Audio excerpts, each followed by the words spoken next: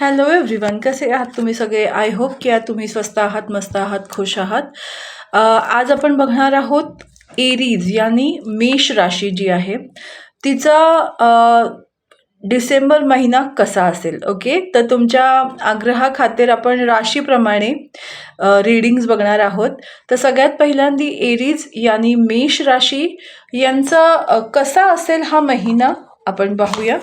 ठीक आहे, की साधारण ओके ऑलरेडी कार्ड्स आले पण मी नाही घेऊ इच्छित. बघूया की कशा पद्धतीने हा डिसेंबर महिना तुमच्यासाठी असेल, काय होऊ शकतं या महिन्यामध्ये. ओके, तीच कार्ड्स आली परत, so no problem. King of wands, मला असं दिसतं आहे की तुमच्या करिअरमध्ये खूप जास्त सक्सेस तुम्ही बघाल किंवा एक चांगली आपण बोलतो ना की पहिल्यापेक्षा जास्त चांगला भाग तुम्ही बघणार आहात. पॉझिटिव्ह रिझल्ट तुम्हाला मिळेल, प्रमोशन किंवा इन्क्रीमेंट्स किंवा बोनस असं काहीतरी तुमच्या ह्याच्यामध्ये करिअरच्या ह्याच्यामध्ये येऊ शकतं. चांगला प्रोजेक्ट मिळू शकतो ज्याच्यामुळे तुमचं रेकग्नायझेशन होईल, नाव तुमचं. कारण त्याच्यापुढे कार्ड आहे स्ट्रेंथचं, की तुम्ही खूप जास्त स्वतः मेहनत घेतली आहे स्वतःचं करिअर घडवण्यासाठी आणि त्याचा रिझल्ट तुम्हाला या महिन्यात मिळणार आहे. त्याचबरोबर तुम्ही हेल्थकडे लक्ष द्या, दातांकडे, फेस रिलेटेड गोष्टींकडे लक्ष द्या. जर तुम्हाला काही पेन जाणवलं तर त्याच्यावर त्वरित उपचार करा. त्याचबरोबर तुमची जी क्रिएटिव्ह माइंडसेट आहे तो तुमचा खूप जास्त येऊ शकतो बाहेर, तर त्याच्यावर डेफिनेटली तुम्ही योग्य तो डिसिजन घ्या. आणि जर तुम्हाला काही नवीन बिझनेस, व्यवसाय किंवा नवीन काहीतरी चालू करायचं असेल, डेफिनेटली गो अहेड. हा महिना तुमच्यासाठी एक अशा स्वरूपामध्ये येण्यासाठी आहे की बिनधास्त तुम्ही तुमच्या लाईफचे डिसिजन घेऊ शकता. याआधी जर खूप सारे प्रॉब्लेम्सना तुम्ही फेस करत होता, खूप सारं बर्डन होतं तुमच्या लाईफमध्ये, रिस्पॉन्सिबिलिटीज होत्या, तर त्या रिस्पॉन्सिबिलिटीजमधनं सुटकारा तुम्हाला मिळतो या डिसेंबर महिन्यातून.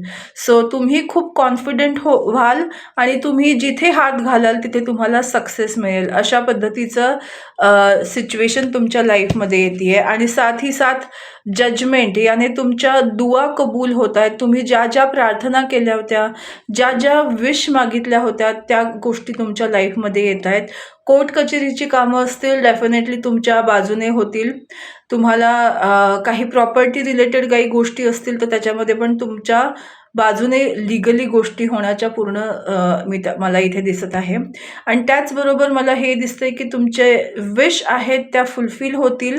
तुम्ही खूप कृतकृत्य वाटेल तुम्हाला मनात, नक्की किती छान माझं लाईफ आता होत आहे.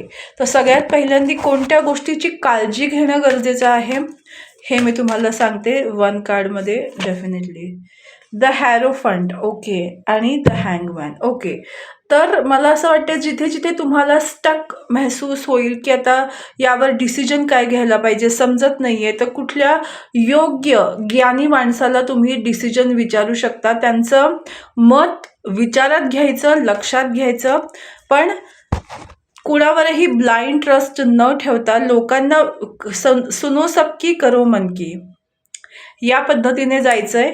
आणि कोणत्या एनर्जीमध्ये तुम्हाला राहायची गरज आहे, लेट्स चेक. सांगते की कोणत्या एनर्जीमध्ये तुम्ही राहिलं पाहिजे. ओके, 3 कार्ड्स आलेत. ठीक आहे.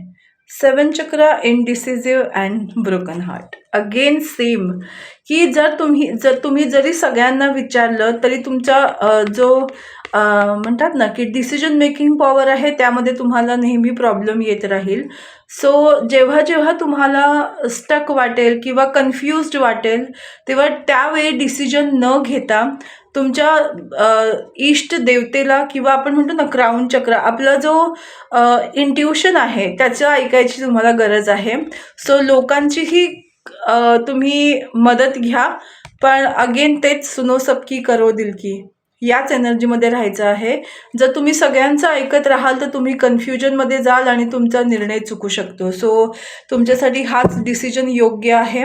थर्ड चक्रा आर्कएंजल चॅमुल. जितकं तुम्ही हॅपी राहाल, खुश राहाल, तुम्ही तुमच्या लाईफमध्ये ग्रो करत राहाल. तुमचा सोलार चक्रा जे आहे ते बॅलन्स होत आहे, जेणेकरून सनची एनर्जी तुम्ही जनरेट करताय.